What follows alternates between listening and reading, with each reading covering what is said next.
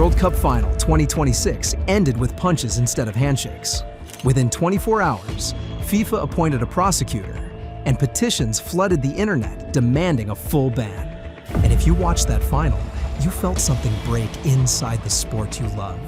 You felt robbed of the moment football is supposed to give us. So the anger was real, the outrage was justified, and the question consumed every corner of the football world.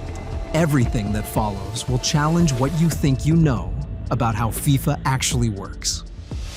We need to talk about what actually happened inside MetLife Stadium, because the clips you saw on social media only captured fragments of something much worse. Spain dominated Argentina from the opening whistle in a way that felt almost cruel to watch. Across the full 90 minutes of normal time, Argentina did not manage a single shot on target. That kind of helplessness does something to a team psychologically, and you could see it building minute by minute in the way their challenges got heavier, the way their complaints to the referee grew louder, the way their body language shifted from competitive intensity into something that had nothing to do with football anymore. Enzo Fernández had already been booked when he threw himself into a reckless lunge on 17-year-old Pau Cubarsí deep in stoppage time. Referee Slavko Vincic pulled out the second yellow immediately, and Fernández became the first player sent off in a World Cup final since 2010. That red card was not just a disciplinary moment. It was the match admitting out loud what everyone already knew.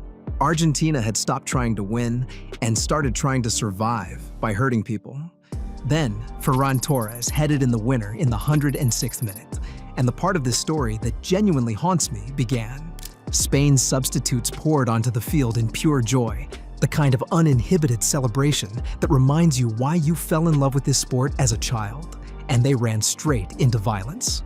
Paredes went for Garcia first, wrapping his hand around the defender's throat and dragging him to the ground like it was a street fight rather than the biggest stage in world football. He turned on Gavi next, appearing to swing at his head before shoving him down. Nahuel Molina sprinted toward Rodri, Spain's captain, and struck him in the stomach while Rodri was mid-stride, celebrating with his teammates. Footage emerged later showing assistant coach Roberto Ayala apparently striking Dani Olmo. Even Scaloni himself had to physically drag Garcia away from the chaos that his own players created. Alan Shearer called it terrible on the BBC.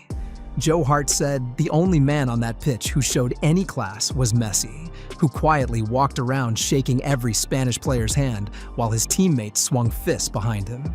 And honestly, that image of Messi shaking hands while Paredes threw punches 20 meters away might be the most devastating portrait of this Argentine team that anyone could paint. One man representing everything the sport is supposed to be, surrounded by teammates representing everything it should never become. Scaloni stood in front of cameras afterward and said his players showed they know how to lose.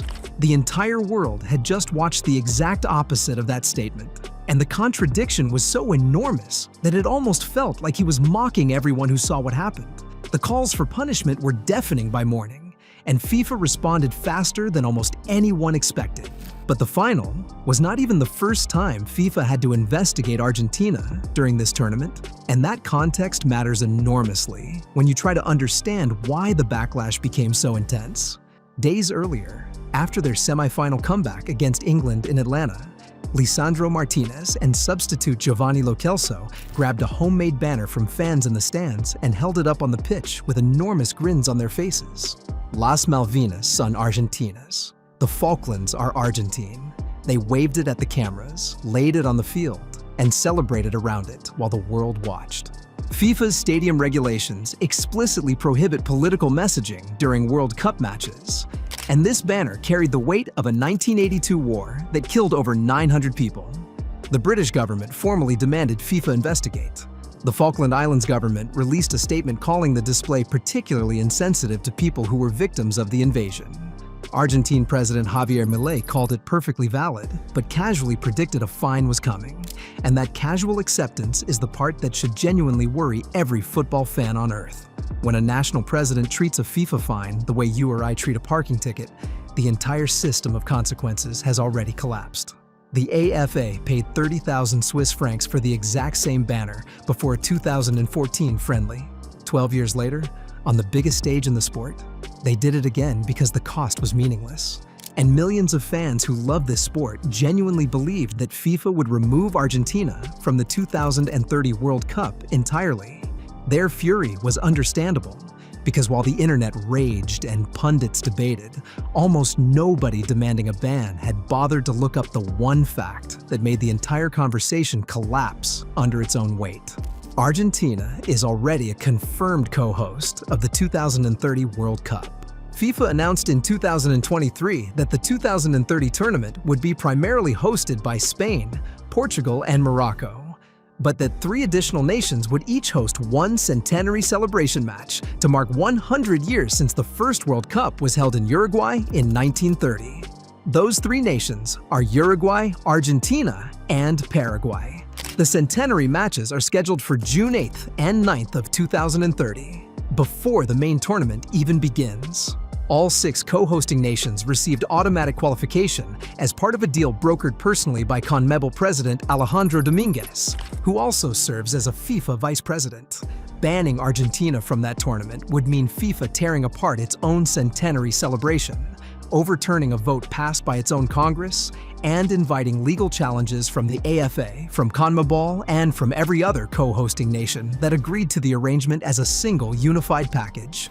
No governing body on earth volunteers for that kind of institutional self-destruction over a post-match brawl, no matter how disturbing the footage looked. The FIFA disciplinary code gives the appointed prosecutor a full range of sanctions that stop well short of banning a nation. And what is coming will leave millions of angry fans feeling like justice was never truly served. Fernandez and Paredes both face automatic suspensions from their red cards, almost certainly covering the next 2 international fixtures at minimum. The prosecutor can pursue additional violent conduct charges against Paredes based on the footage of him grabbing Garcia by the throat, which could extend his personal ban significantly. Molina faces potential suspension for the strike on Rodri. Ayala could be banned from the touchline or from all football-related activity for a defined period. The AFA itself will receive a fine substantially heavier than the $24,500 they paid after the 2022 World Cup celebrations in Qatar. FIFA may order Argentina to play future matches behind closed doors, stripping the team of the crowd that fuels everything they are. The Malvinas banner investigation will produce a separate fine and possible suspensions for Martinez and Lo Celso. Every one of these punishments lands on individuals and on the association. None of them touch Argentina's right to participate in the 2030 World Cup. And that gap between what people wanted and what they will get is going to feel like a betrayal to millions of fans who watched that final and felt the sport they love get smaller. Every full World Cup ban in FIFA's history required something fundamentally different from anything Argentina did. Germany and Japan were excluded after the Second World War. South Africa was banned for 3 decades because of apartheid, suspended by FIFA in 1961, and not readmitted until 1992. Yugoslavia was removed under United Nations sanctions during the Balkan Wars. Russia was suspended after invading Ukraine and remains barred from competition to this day. Kenya, Zimbabwe, Kuwait, and Indonesia were all suspended because their governments illegally interfered with their national football associations. The closest South American precedent is Chile, banned from qualifying for the 1994 World Cup after goalkeeper Roberto Rojas hid a razor blade inside his glove during a qualifier against Brazil at the Maracanã in 1989.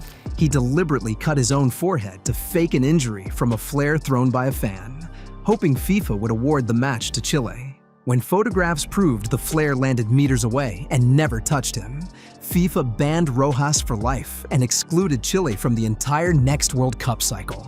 That scandal shamed an entire nation so deeply that Chilean journalist Antonio Valencia said the incident would never die with Roberto Rojas. That is the threshold for banning a country. Argentina's players threw punches after losing a football match. Those 2 categories of wrongdoing do not exist in the same universe, and no petition on earth can make FIFA pretend otherwise. Argentina will walk onto their own soil in 2030 as co-hosts of a centenary celebration, 100 years in the making. That is guaranteed. But the players who chose violence at MetLife Stadium will carry personal bans into whatever remains of their international careers. The AFA will pay a financial price measured in hundreds of thousands, rather than the pocket change they have shrugged off for over a decade.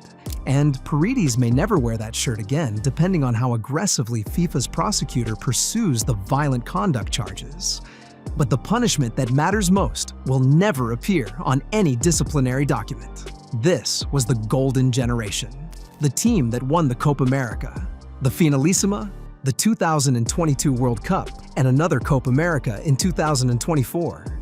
They reached a second consecutive World Cup final, and instead of being remembered for that extraordinary run, they will be remembered for Paredes' hands around Garcia's throat and Molina's fist connecting with Rodri's stomach while he was running to celebrate the greatest moment of his life. Scaloni said they must be gracious in defeat the way they are gracious in victory. His own assistant was caught on camera hitting a Spanish player while those words were still warm. That image and that quote will sit side by side in football's memory forever, and nothing can separate them. Argentina will not be banned, but the footage from that night in New Jersey will follow this team into every stadium, every tournament, and every conversation about their legacy for as long as football is played, and no centenary celebration, no trophy, and no amount of time will ever fully wash it away. Drop your thoughts in the comments on whether you think FIFA's response will be strong enough, or if the beautiful game deserved better from its defending champions that night.